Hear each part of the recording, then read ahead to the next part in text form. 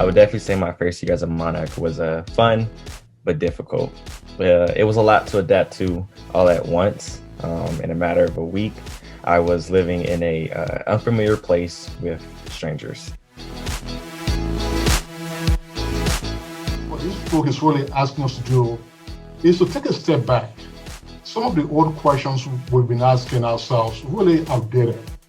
We should be looking at our policies, our procedures, and our practices to make sure that we actually have what would be considered to be a student already campus. When I first came to ODU, I was very excited. I was coming here not just as a student, but also as an athlete. So I was really happy at the prospect of having 20 people that I would automatically know on campus in my teammates. And that definitely made the transition easier. But the piece that sometimes I think we're missing, and I really appreciate that this book has pointed out, and we've been talking more about it as a campus, is that it's everyone's responsibility, and everyone has a role, and everyone is valued. So there's not a hierarchy of position or job description for anyone that's on campus, that we can all embrace this role of being part of the education process. I will say that some of the interesting things that have come out of COVID for us as an institution is the understanding that your distance learning students want to be engaged on campus, but that we don't always have the opportunity because we're not physically in the Hampton Roads, or our lives and the work balance of what we have outside of school don't allow for us to be active. I read through it, and from my experience with students, when you say they need support, are we talking about emotional support, psychological support, academic support, financial support?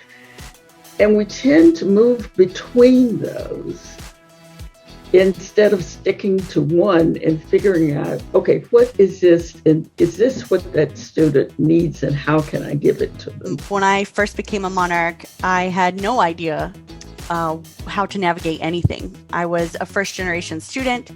I had just recently separated from 11 years active duty service as a nuclear reactor operator. I couldn't find a job that was not somehow related to engineering, which was the only thing I knew I did not want. I knew that I would be here for at least 3 more years because my spouse was stationed here as an active duty submariner. I had joined the reserves in an attempt to stay connected with the military community, and I had a school-age daughter that I had to ensure was being cared for with no other support system outside of my 3-person family unit.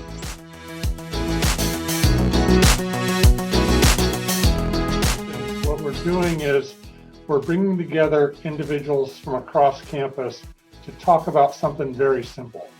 Tia McNair's Becoming a Student-Ready College book urges colleges to stop asking why our students aren't ready for college and to start asking, why aren't we ready for our students? It was suggested that we need to have broader conversations that would bring together members of the university community to talk about what it means to be a student-ready college.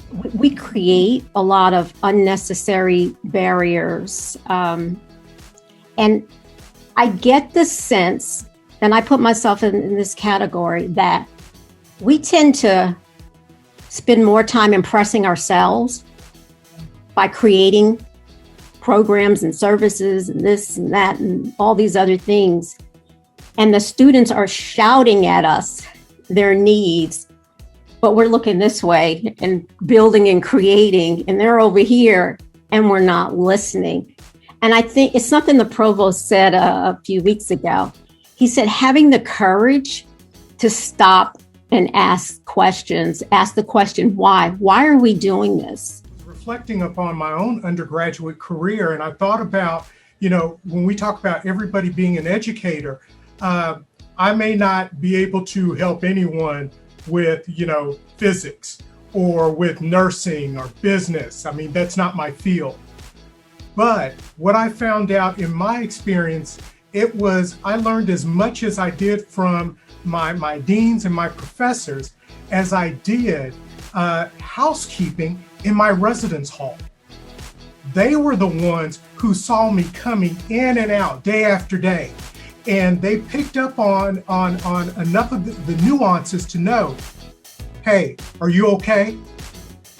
Come over here, sitting me down and giving me those life experiences, teaching me how to cope with the various things that I was going to be experiencing. These have really been thought-provoking and have made me critically examine my own practices. And I've just personally enjoyed getting to know my colleagues across the university in this context and to learn about their work here at ODU.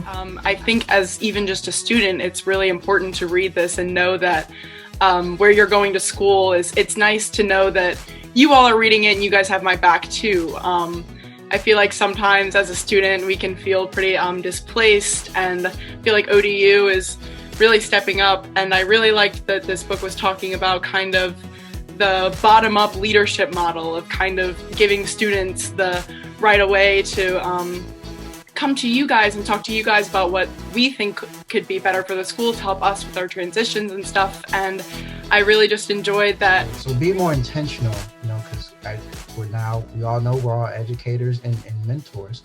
So spend some time with that student before you send them off somewhere. And I understand school's not for everybody. I personally feel everybody should try it, right? But I feel like I would have done that student a disservice if I just would have passed them on, because in this student's experience, I think they have a low GPA. This is the worst case scenario for them. They don't see a way out, so their answer is to leave the institution. So I'll be good with that. So DeAndre, you essentially saved a life. I hope so. That's the best we can do, and kudos, absolutely.